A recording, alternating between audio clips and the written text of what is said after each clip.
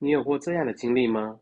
凌晨2点半，房门反锁，蜷在椅子上，手速越来越快。突然，客厅灯亮了，妻子的脚步声停在了门口，或是某个闷热的午后，母亲推进来送水果。你慌忙地把电脑切回桌面，那个瞬间，像是考试作弊被抓了现行，但明明你只是做了95%的男性都做过的事情。数据显示，92%的男性都承认自己有自慰的习惯，但其中67%的男性认为这是需要隐藏的污点。这正常吗？当我们把人类延续几百万年的生理本能，硬生生地套上了道德的枷锁时，到底在恐惧什么？作为经历过同样挣扎的男性，我能理解这种矛盾。一边是深夜袭来的生理躁动，另一边是清晨醒来的道德审判。这种撕裂感让多少人把自我释放变成了自我惩罚。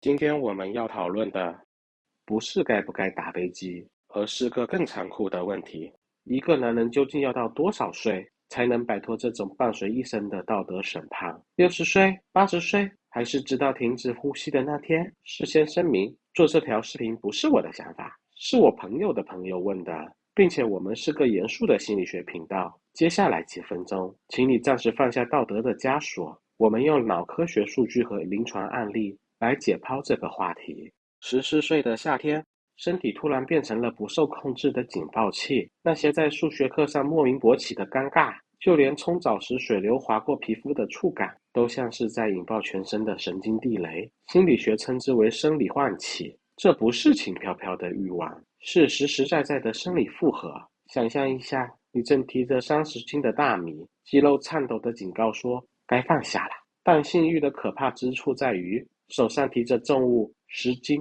30斤、50斤，它不会因为你的忍耐而减轻分毫，只会让你的大脑在欲望中彻底沦陷。这就是青春期男性的痛苦。当最需要专注学习时，大脑却被设定成只能接收单一信号的模式。心理学称之为思维狭窄。这不是不够努力，而是神经元带宽被生理需求占据了90%。那些劝你忍忍就好的人，就像要求你在台风天保持发型，压抑欲望的结果，往往是更强烈的反噬。2018年，某大学研究证明，持续压抑的结果是让前额叶活动降低37%，相当于主动关闭了大脑的理性功能。当然，这不是为犯众找借口，而是揭露一个事实：青春期的自我释放，本质上和运动后肌肉酸痛必须放松一样，生殖系统必须有自己的减压方式。当我们理解这点时，才能带着同理心去看待那个曾在被窝里抽动的少年。当熬过了青春期，到了18岁时，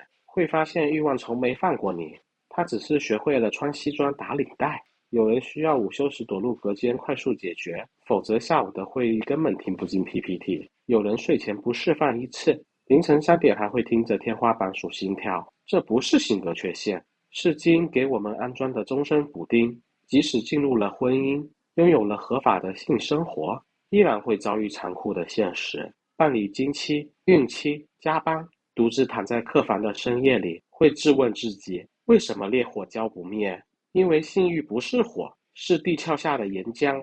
你可以用婚姻来盖住火山口，但岩浆的流动永不停止。这时候，一个念头就会跳出来审判：已婚男人还自慰，可耻！现代心理学之父弗洛伊德的三我模型中，本我是来自于生理的无限欲望，超我挥舞着道德的大剑，而自我这个可怜虫只能夹在中间拼命的和稀泥。但数据告诉我们真相：适度自慰的男性，职场的暴力倾向降低37%，婚姻的冲突减少29%。自慰不是堕落，是大脑内置的社会安定装置，提前排除掉破坏社会和家庭的风险。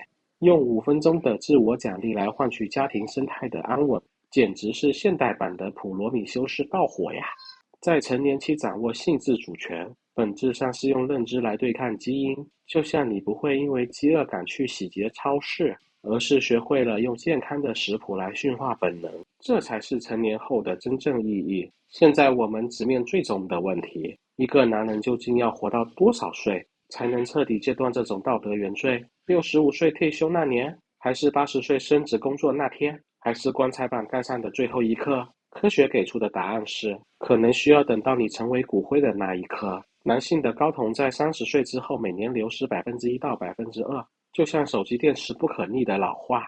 但直到50岁，你还残存着20岁70%的电量，足够让午夜惊醒时身体背叛了理智。你以为老头们在公园里下棋是为了消磨时间？不，他们是用楚河汉界来镇压残余的荷尔蒙。那些试图用年龄来分欲望的人，就像试图用牙签来挡住瀑布。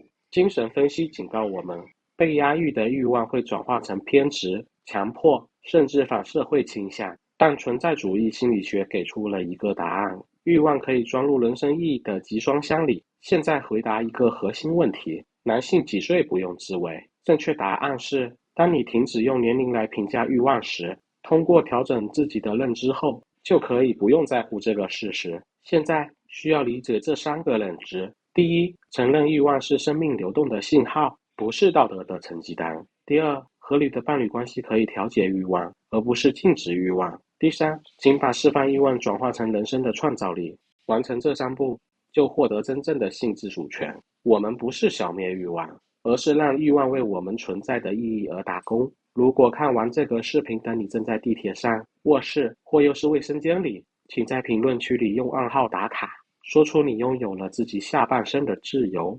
如果你想了解身边的更多心理学知识，请点赞、订阅、关注我们的频道。感谢您的观看，我们分享使用知识的方法，下期再见。